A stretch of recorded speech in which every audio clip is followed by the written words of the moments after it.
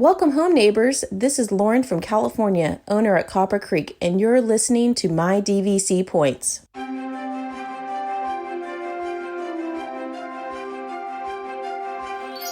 Parents and the children could have fun together. Please board quickly and safely. Our monorail will be departing momentarily.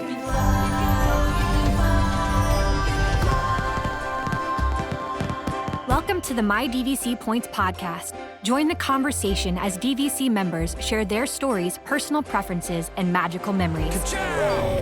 Your reservation is confirmed, your fast passes are booked. Pull up on the yellow strap because our journey into the magic of membership is about to begin. To infinity and beyond. Now, here's your host and curator of magical stories, Chad Pennycuff. Welcome home, neighbors, to episode 259 of the My DVC Points podcast.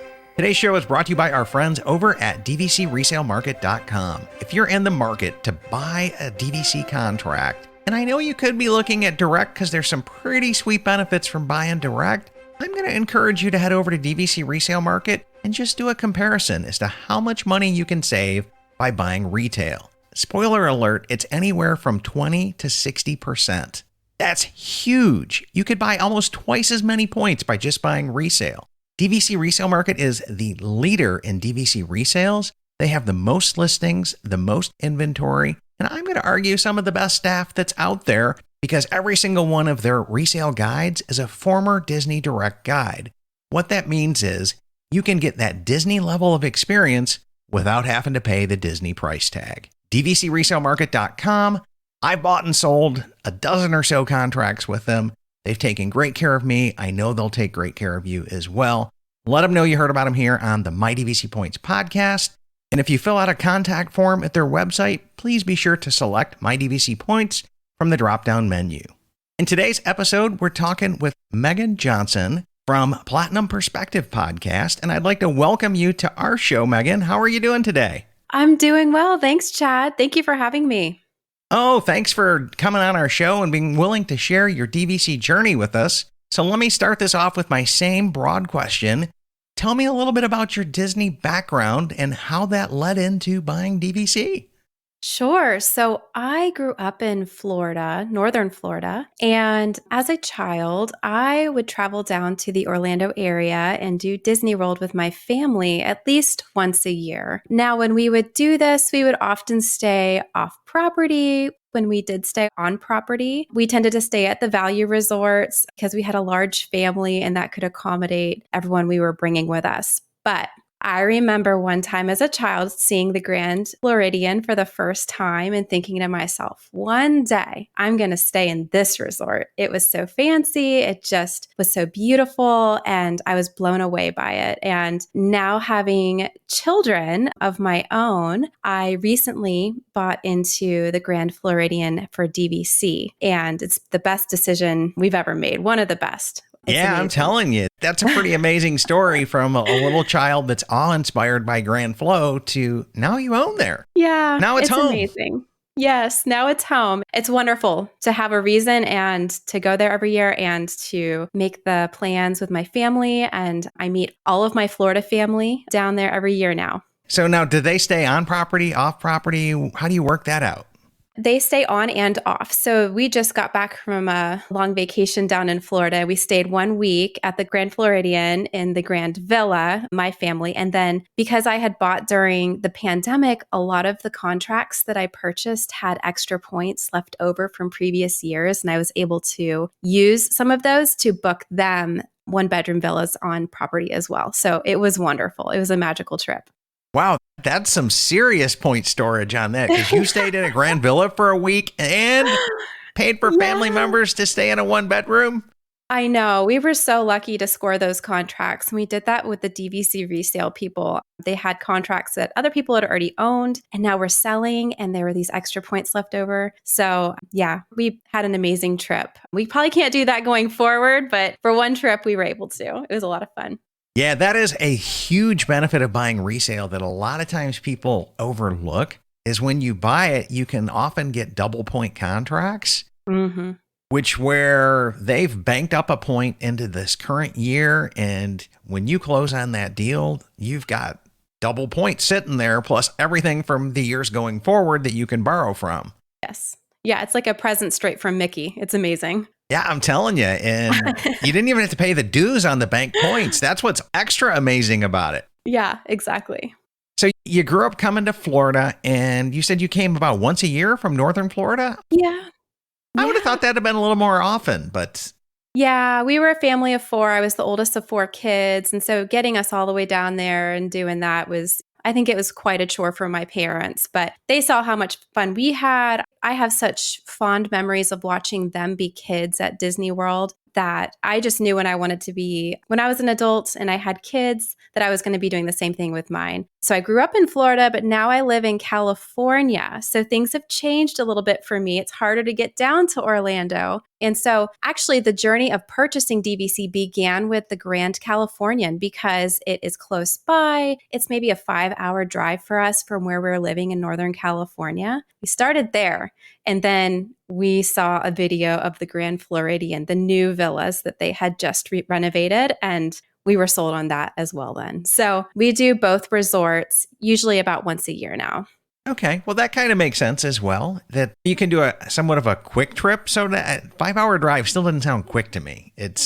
Yeah, it's not terribly quick. You can fly, but again, we have 3 kids, so driving is much more economical. And yeah, we go down probably once a year. This past year, we went twice. And actually this year, we're going to go twice. Maybe I revised my statement. We go about twice a year to Disneyland because it's driving distance, and Disney World definitely once a year. Yeah, now that makes sense from being a California base as well, because yeah, I've driven from Michigan to Florida, and it's a 19-hour drive, and I could not imagine coming back in and crossing the Rockies and Texas and Louisiana and the Panhandle and all. No. No, I've done that drive. When moving from Florida to California, we did drive all of our stuff out here. That is... Yeah, you got to fly out to Florida, but going down 5 hours to Anaheim is a pretty quick jaunt for us. And yeah, it's much more economical for us. We go down there about twice a year. Okay. Yeah. So it sounds like you picked Grand Cal for a home resort because A, it's the only DVC resort available at the time when you bought in. And then Grand Flow was a no-brainer from your childhood memories here. Has any other add-on-itis kicked in since you've bought in? Oh, yes. All the time. I think I listen to podcasts all the time about Disney and think to myself, maybe I want to buy there. Right now, the villas at the Disneyland Hotel are looking pretty appetizing. Those are pretty exciting. We purchased, we're just buying a trip for cash this December to go down there and just stay at the villas because I really want to see what they look like. I kind of want to experience it before we buy in. And at the time, you basically could only book a stay with cash. And now today, I think they opened up the points where you can start booking with points if you're a member. But yeah, so we'll try that out. That's definitely something I've considered. I also gave a once over at the new Poly Tower when I was staying at the Grand Floridian recently. And that also is looking pretty exciting. So being that most of my points are resale, however, I'm interested to see whether that tower is going to be a new Disney property, like proper property, or if it's going to be an add-on to the Poly contracts that they already have. So we'll wait and see. If they're adding on to the Polynesian, you should be able to use your resale points there. Although I would hate to see you use Grand Cal points anyplace other than Grand Cal. Oh, yeah. No, those are sacred. Those stay at Grand Cal. I'd use my Floridian ones, though. Okay. Yeah. You'd use the Floridian points to come in and sneak over. That'd be pretty epic. That's what I'm hoping. It's the same one because I own 100 points at Poly, and I'd like to be able to 11-month book into that as well. However, some articles came out, and my buddy Tim K over at DVC News is thinking it's going to be its own brand new association, which I'm hoping that it's not. It looks like it's a pretty small building as well. Just looking at it, driving by on the monorail. Yeah. And every time I go to Magic Kingdom now, I always take the resort monorail there or back just so I can fly by it and take a look. Get a little bit of an update, right? It's nothing but a big concrete block thing now with no doors, no windows, no nothing. But sooner or later, it's going to be taking shape. So I think logically also, I've listened to prior episodes where you're talking about how Grand Floridian is sort of a fire sale right now. It makes sense that they'd be trying to sell that right now before the new Poly Tower opens if it's going to be a new property so that they don't have so much that they're selling from so many properties. But speculation, who knows? Yeah. That's all we can say, because they've really priced those Grand Flow contracts to move. And I think they've given up on moving Alani, but yeah, that's kind of another story. Now, being a Californian, have you made it out to Alani yet? I have not. And we go to Hawaii quite a bit. I just haven't made my way over to Alani, but I've heard wonderful things. My neighbors are members there and they rant and rave about it. So it's definitely on my bucket list. Like I definitely want to head out there at some point. In fact, I was looking at the DVC rental store recently just to see what's out there and maybe put a request in to rent some points out there. Yeah. It's usually not too bad to come back in and to use your own points on. But if you want the standard rooms, you better 12-month put a request in there and see if they can find you a member. And when you look at the point charge difference between Ocean View and Standard View, you might even come out better off not using your points and renting some. I'd have to do some math on that one as well. But it's definitely something to consider because Alani needs to be on every DVC member's bucket list. It is such a phenomenal resort. It is my top 3 in all of DVC. So I'm really, yeah. Oh my goodness. Okay. I've stayed everywhere, and that will continue with opening day at Villas at Disneyland Hotel because I have opening day booked there. You do? So I do, right? Oh, I'm jealous. That's exciting. My track record will stay for at least another 3 years, and I will be at opening day at the new Poly Tower as well because I'll just drive over there if I can't get a room. So I will be driving over there, and I'm sure we'll have a listener someplace that can bring me in for a room tour or something along those lines. That one will not be hard to pull off as well. So what all has changed about the way you do Disney since you've bought into DVC? Oh, a lot has changed, especially when it comes to California. So Disneyland, there's only 3 hotels that are on property. The rest are off. And so we initially started coming to Disneyland when my oldest daughter was 2, so about 6 years ago. And we would stay off property because it was cheaper. We'd often get like a 2 or 3 bedroom suite off property that was still cheaper than staying on property. We did it a lot like that to begin with. And then we had the opportunity. We went to go stay around Christmas time at the Grand Californian. And that was the first time that I had ever seen that. And that was maybe 2 years into our travels down to Anaheim. And oh my gosh, I was just blown away. I walked into that lobby at Christmas time and there's nothing my husband could do to get me out of there. I just loved it. The gingerbread house, the big Christmas tree. Oh, Grand Cal is top 3 as well. No arguments here, right? I'm with you. Yeah. And so I saw that and I was like, I know this is expensive to stay here. And I wonder if there's another way to do it. And I'd heard a little bit about DVC, but I hadn't done a lot of research on it. And so after that experience of staying on property, we stayed in a 1-bedroom with 3 kids at that point. And I was like, okay, we need more space and let's see if we can do it for any cheaper. And so I started doing my research when it came to DVC and come to find out at the time, you couldn't even purchase contracts any longer from the Grand Californian. Correct. And so initially, so I thought the door was shut and then discovered the DVC resale market and started really trying to understand what it meant, price per point, what was the upside, the downside, what are the use years, what are these things? And so took a good year to explore all of that. And given that I'm a researcher by trade, it was like not that hard to get into it and sort of try to understand all the components. And for me, the more complicated things are sometimes a little bit more fun for me. So it was a little complicated, but in a fun way. And so I tackled it and it just became like my pandemic fun was turn on the TV, watch a DVC episode from somebody on YouTube and get my run in on my treadmill because it's the pandemic and we're staying home. So that was my pandemic year right there, was just researching this and saying to myself, we're not going to Disney right now, but we will one day. And I'm going to make sure of it because we're going to buy into DVC. And I think a bunch of people during the pandemic did that. And it drove the price of resale way up. Because nobody was traveling. Nobody was spending money. And then they looked at this huge, big contract and they're like, that's now within reach. And kind of heated the market up a little bit. I know. Sorry. I probably contributed to some of that. Yeah, there was a point in time where I was working with Marissa over at DVC Resale Market, and I swear she became like one of my best friends. I was on the phone with her every time I saw a contract or she saw a contract come across because they were going like hotcakes. They would come in and within seconds they'd be gone. And so I was always watching, I was just stalking DVC Resale, the website and the app. And so was she. And so anytime something came in, I was on the phone with her, or emailing her as quickly as I possibly could to jump on it if it was my use year. So it was quite a fun experience to do that. And we got enough points where we can stay in accommodations now that are larger than where we were staying before. And being on property with children just makes a huge difference, especially if they're younger.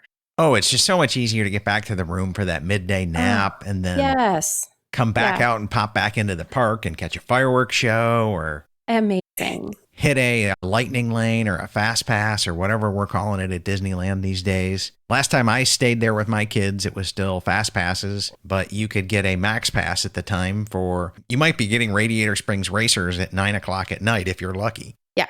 And okay, no problem. Into the room at Grand Cal, and at about 8:30, if we have a 9:00 one, we'll start to meander down over there and come back in and hit it and do what else we want to do at the parks because they're absolutely magical there at night. And unlike Orlando, it's not hotter than the surface of the sun in Disneyland. So, yeah. In fact, it's been cooler than normal, but still nice out here during the summer. Yeah, the new Genie Plus out at Disneyland works a lot like the old Max Pass, which I loved, and I was really upset when they changed it to Genie Plus. In my opinion, Genie Plus is pretty much exactly like Max Pass was, and it works just as well. I mean, you can get on so many rides using the Genie Plus system out at Disneyland. It works at Disneyland because it's not oversubscribed.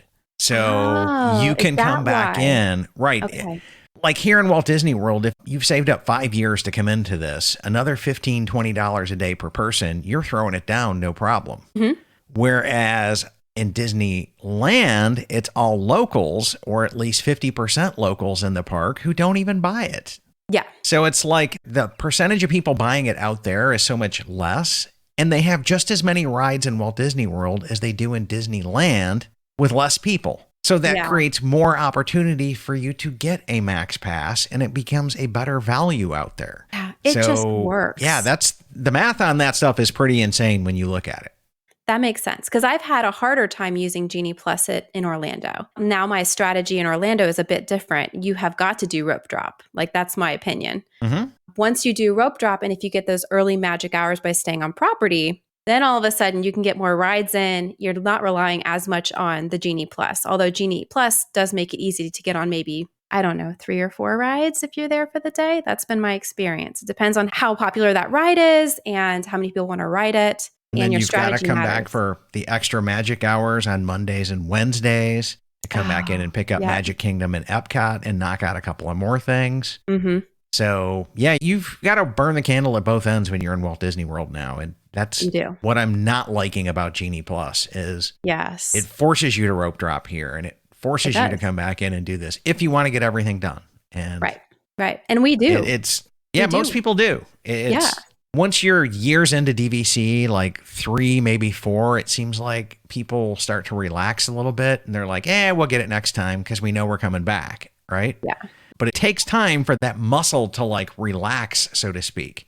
And it'll happen. It happens. But Tell I mean, us until my 8-year-old.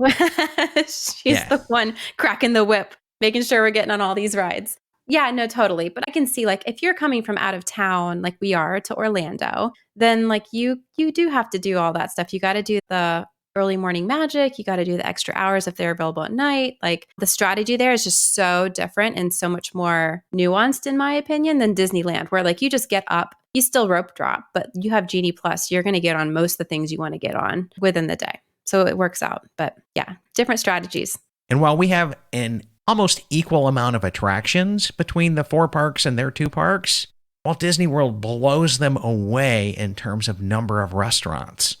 Multiple resorts, multiple restaurants per resort. Us podcasters are always talking about our new dishes, our favorite dishes, and then y'all create bucket lists, right? And I did the same thing. And so you've got to balance out the restaurant time here and getting that in, because I think that's equally as part of an attraction as well. And I have a new theory that I'm starting to run out there. I've started following a bunch of other travel podcasters and bloggers, and a bunch of them talk about going to Vegas. And they really like going to Vegas. And I'm like, well, Walt Disney World's really not all that much different. Other than casinos versus attractions, you're still going for the dining and the experience and the resorts and the relaxation and the vacation. The entertainment. Yep, absolutely. The live entertainment. Yes. It's like we are every bit as much of a entertainment place as Las Vegas, maybe at a smaller scale, but they're a smaller scale at attractions and rides than we are. So yeah, they've copied us too. Okay. yeah. Well, and obviously one is much more accommodating to children than the other, right? Like, I mean, those of us who have graduated to becoming parents and now we're in this phase of life, it's like, well, Disney World, Disneyland, one thing I love about taking my kids there is that my kids are treated like people. They're treated with respect. The cast members that work there have fun with them. Like one of the best experiences, in my opinion, if you've got kids, is make sure you have 2 or 3 pool days. Just at your own resort, it doesn't matter which one, but there are people out there that play games with the kids at the pool. And it's amazing because my kids will be so busy for like 2 hours out of the day playing games with all these other kids in the pool. And I get to sit back and I get to relax for a moment and have my own peace. And that's gold right there. That is gold. And my kids are And they happy. come back tired and worn out. And that's the most beautiful part of that. Oh my goodness. It's amazing. It's so lovely to see people who love kids, genuinely love kids, and come up with all these games for them. I mean, it blows me away. It makes me feel very special because my kids feel very special. It's just a good place. I don't know. It's so wholesome and makes me want to come back a lot. So yeah, that's part of the magic and the secret sauce here as well. yes. Yep. Absolutely. Megan, do you have a favorite Disney story? Like one that'll make us laugh or cry or something special? Yes, I do. So when I was younger and we would come to Disney, back in the day, there was not a fast pass system. Or if there was a fast pass system, it wasn't one that was widely advertised or perhaps not one that we knew about. But so anyways, we went one year and I don't think my parents researched a ton before we'd go to a park. We would just show up and we would go on rides. I was probably in middle school and we showed up at Magic Kingdom as we normally did. And we started noticing there was a fast pass line that was next to us. And these people, we were waiting in line for Splash Mountain and they kept going past us. I mean, for an hour or two. And so we and everybody in this other line, that's now the standby line, started getting so upset. Like, what? Who are these people? What are they doing? Oh my gosh. And my dad, he's a little bit of a troublemaker in the best way possible. Like he likes pranks. He likes jokes. He's a big jokester. So he found a big trash can and put it right in the middle of the fast pass line when they weren't walking by. And everybody in my line, which is miles long waiting to go on Splash Mountain, just got a big chuckle out of it because we were just watching people and they stopped right there at the trash can like, what is this doing here? Get this thing out of here. And we were all laughing. It was all in good fun. And now we do the Genie Plus stuff. So I know how it feels on both sides. But the 2-tier system sort of came out right then. And we learned quickly, you got to do the fast passes or at least plan in advance. Like it used to be 3 free fast passes. If you didn't plan those in advance, you didn't have them. So that sounds like that could have been back in the paper fast pass where you had to come in and scan your ticket and get a paper one. Yes, we didn't know what that was. We were like, what is going on here? So anyways, it was a big chuckle. We all got a lot of fun at it. We laugh about it every time we're in line now for a ride. We're like, remember the time, Dad, when you put a trash can in the middle of their lane and everyone got so confused? He laughs. Yeah, I remember. Oh, that's awesome. That's awesome. Like, yeah, I don't know. I mean, it might be fun to like recreate that one, Megan, and just see what people do, right? Next time you're stuck without a fast pass, just to have Dad pull out his old trick. And put a trash can in the middle. Yeah. Just for old time's sakes, just to have a little fun and like prank everybody. You know? Oh, and he would do it too if I suggested it. That's a good one. I'll have to tell him. Yeah, that is awesome as well. So do you have any hidden gems of things that you think people just absolutely positively must do that are slightly off the beaten path or unique or unusual at Disneyland and or Disney World? Oh, unusual and off the beaten path. Well, if you don't have kids, you may not notice that there is candy sushi on the menu of the kids menu for California Grill. And I would say just for a cuteness factor alone, if you need some cute Instagram pictures and or like candy for dessert, don't miss that because they brought that out for my kids. And I was like, what is candy sushi? This doesn't sound healthy. And it was not, but it was adorable. And it was these like gummies that were wrapped up in Rice Krispie treat and then wrapped up again in fruit roll up. So it came out and it was sliced with chopsticks. It came out looking like sushi. So my kids were dying, so happy that they got some sushi made out of candy. It was hysterical. So I'd say that's probably the most surprising creative thing I've seen on a menu. Okay. That's definitely something that's off the beaten path to look out for. And I've heard of that being called frushi before, like fruit. Frushi. Oh, that's cute. So I've heard of stuff like that. I may be on or I may be off. It might be real fruit. I don't know. But I've heard of them doing other things other than the traditional sushi made up like a sushi roll. So. Oh, well, that'd be a little bit more healthy. This was just gummy candy in the middle. So yeah. Pure sugar. Always pure good. sugar. Pure sugar. Yep. What about Disneyland? Anything there? Oh, let me think. Well, favorite Disney restaurant probably of all time is Lamplight Lounge because it's in Pixar Pier. It's so picturesque. That itself is not off the beaten path. Yeah, but they got piggy wings, man. And those piggy wings are to die for. Yes. I would say if you're going to eat there and maybe you're a meat eater and you think to yourself, Impossible Burger sounds disgusting. I eat regular burgers all the time. They have the most amazing Impossible Burger on the menu with this spicy mustard on it. And man, I can't miss that. That's like one of my favorite meals there.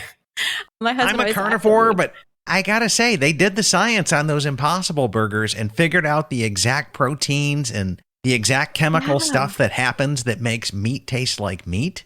Yes. Or meat taste like beef when it's cooked. It's pretty tasty stuff. I ain't gonna lie.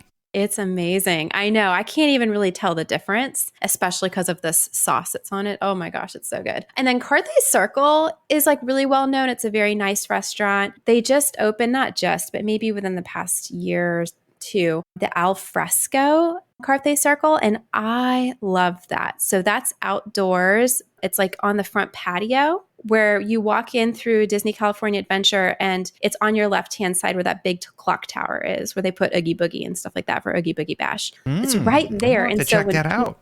Oh, it's so good. And it's healthy. Like it's got lots of good healthy options in my opinion, like fish and salads and stuff like that. And it's great people watching. So I go there not only just for the food, but for the people watching, because you see everybody coming in the park right there. And I get a kick out of all the families coming in. We sat there during the Oogie Boogie Bash for the party. We went the Halloween party last year. So I got to see everybody walking in right there with their costumes on. And it was just a blast. Like I love that setting right there. I think it's just like the perfect place to sit in Disney California Adventure.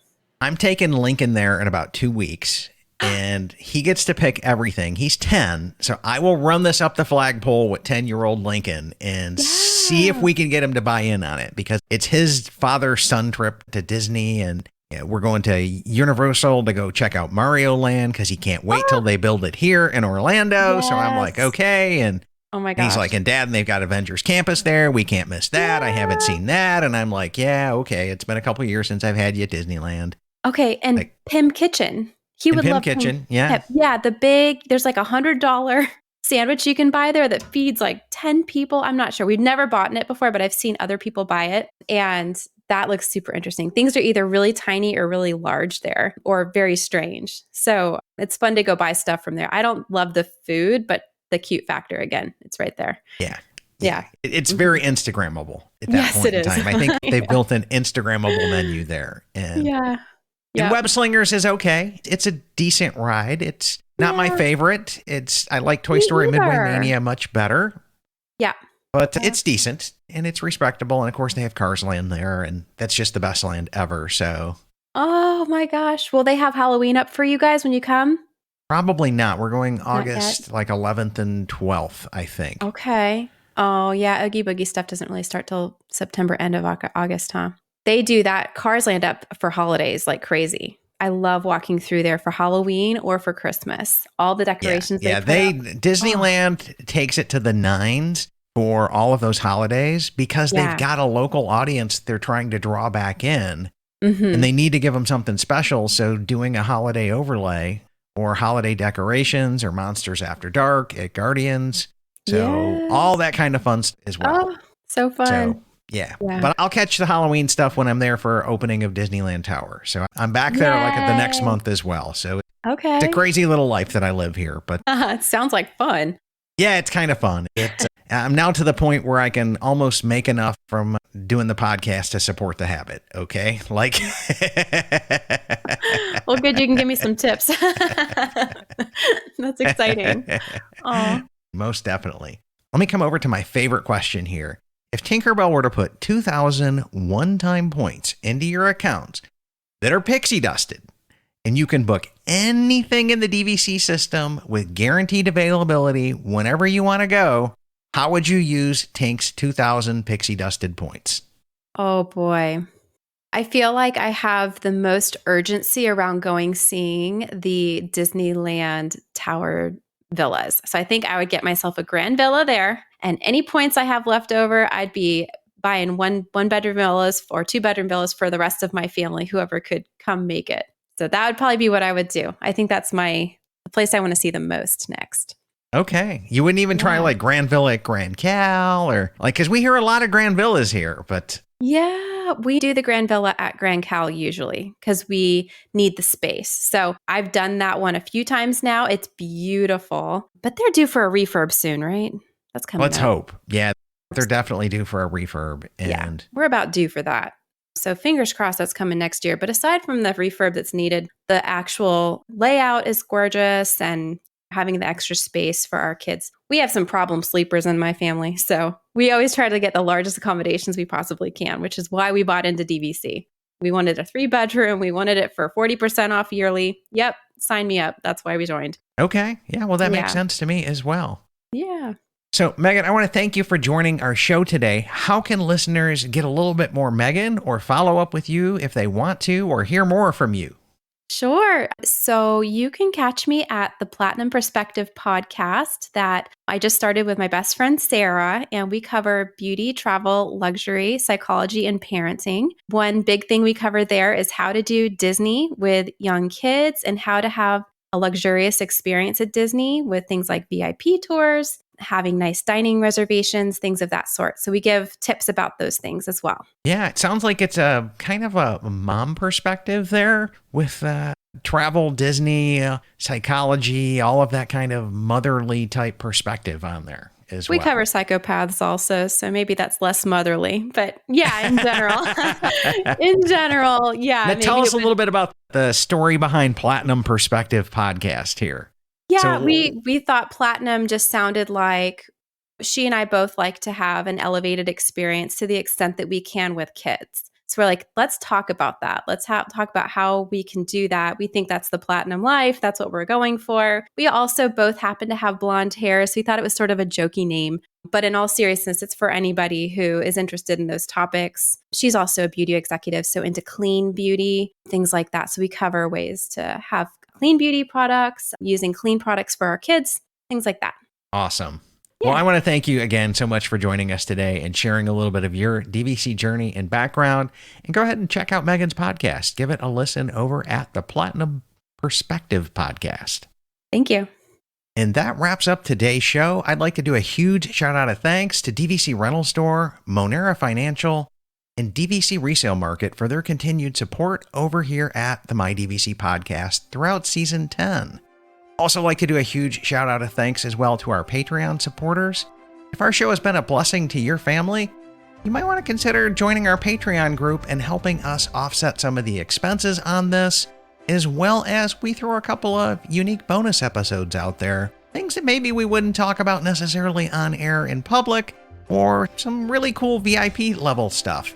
Like I think we had an episode not long ago about some of our team members went to Club 33 for the first time. So you can hear all about that over at patreon.com/mydvcpoints. Thank you for tuning in, everybody. Hopefully you found something in today's show and in Megan's story that'll help you go out there and plan something magical for your family.